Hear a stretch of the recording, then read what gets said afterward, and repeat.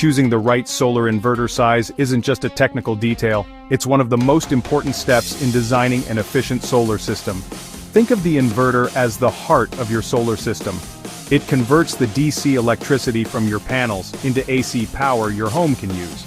Without the right inverter size, you could waste energy or reduce your system's efficiency. Inverter size means power output capacity in kilowatts. A 5 kilowatts inverter processes up to 5 kilowatts at once. Too small wastes energy through clipping. Too big reduces efficiency during low sunlight conditions. Here's the simple formula. Add up your panel wattage, then aim for a DC to AC ratio between 1.15 and 1.25 for optimal performance. Factor in your location, roof angle, shading, and future expansion plans. The right inverter size is about balance.